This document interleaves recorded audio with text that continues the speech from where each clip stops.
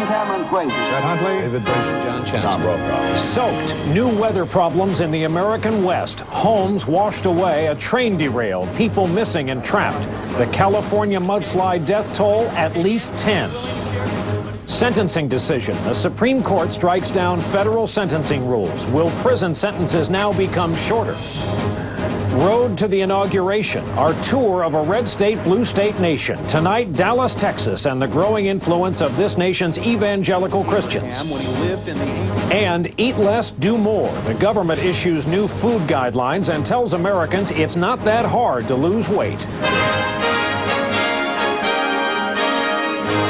This is NBC Nightly News with Brian Williams, reporting tonight from Dallas.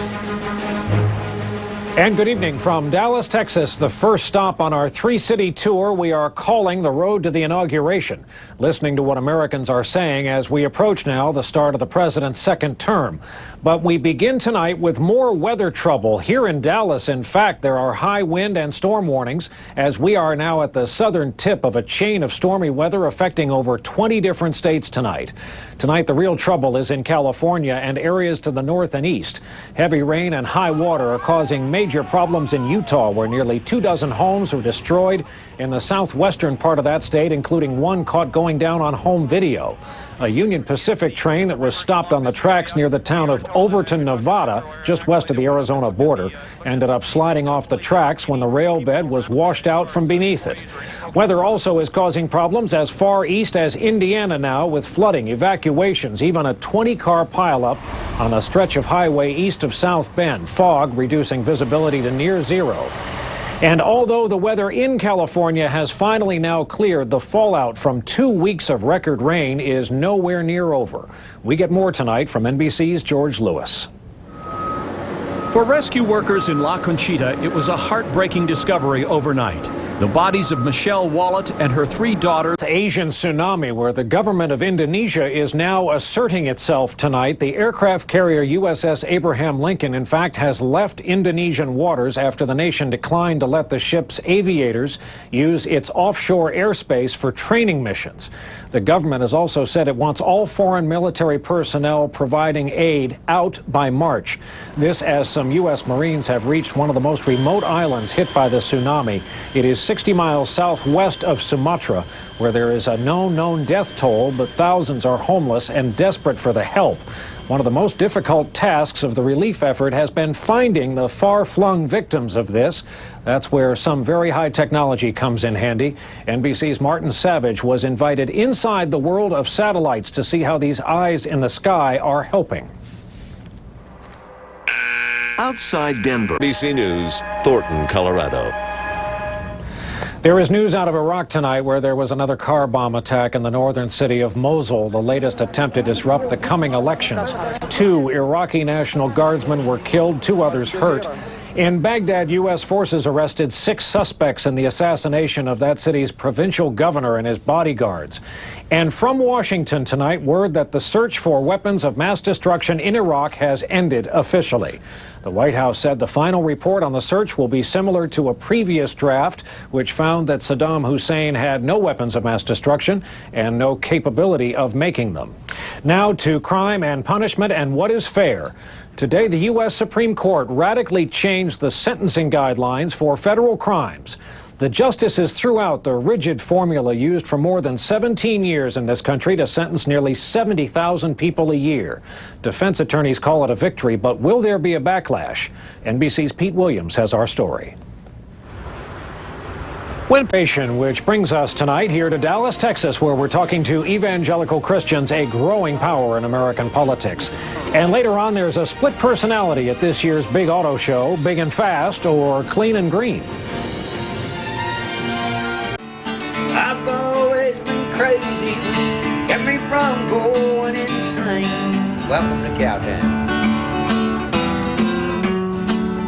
And we are back in Dallas, Texas tonight. This state is, of course, the heart of Bush country. It's now the home of the Bush family. And as red states go, They don't get any bigger than this one. It's also the unofficial headquarters of a huge and powerful voting bloc. Texas ranks #1 in the number of evangelical Protestants. And the exit polls last November told us 23% of all voters nationwide identified themselves as white evangelical or born-again Christians. Of that number, nearly 80% cast their vote for George W. Bush. Which brings us to our in-depth report tonight. In an interview with the Washington Times just today, the president says he doesn't see, quote, how you can be president without a relationship with the Lord. That makes perfect sense to a whole lot of Americans who say that relationship is central to their lives as well.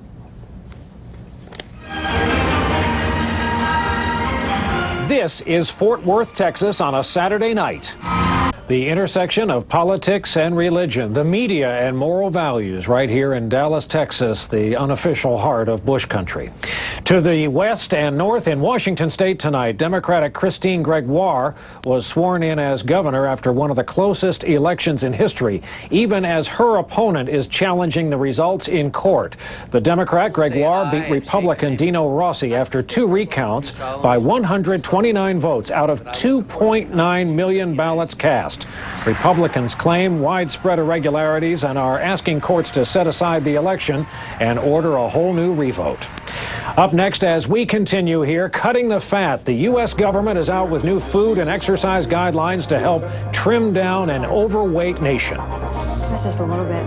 The other own a part of their treasured history. Katie Couric with a look at Camelot on the auction block, a Today exclusive.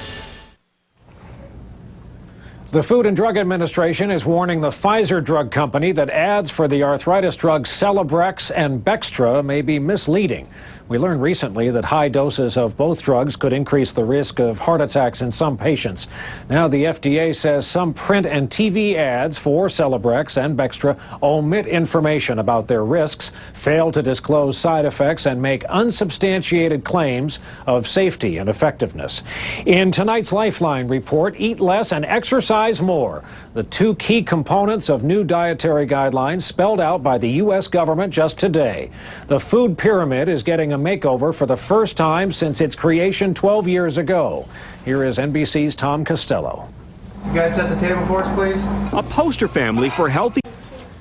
We'll be back in a moment with an inside look at the hottest new cars, but first, today's launch from Cape Canaveral of the rocket they call Deep Impact, and for good reason. It's on a mission to smash a hole in a comet that's 68 million miles away and then find clues, hopefully, to the inner workings of the solar system. It is a one-way trip that NASA expects to end in spectacular fashion at 23,000 miles per hour on the 4th of July and with a flash that may be visible to the naked eye from Earth. NBC Nightly News with Brian Williams. Brought to you in part by Aflac. Ask about it at work. At 2 p.m. From our home on the road here in Dallas tonight, this next story comes from Detroit, a city synonymous with cars and muscle and power. And while that's still true, it's also getting into the high mileage game and finding out that sells. From the Auto Show tonight, here is NBC's Ann Thompson. Call it the Auto Show's split. That is our broadcast for this Wednesday, January 12th, 2005. I'm Brian Williams reporting tonight from Dallas, Texas. From here, it's on to Minnesota as we continue on our road to the inauguration tour. We'll look for you tomorrow night from the Twin Cities. Good night. Troops at the Pentagon, the White House begins playing down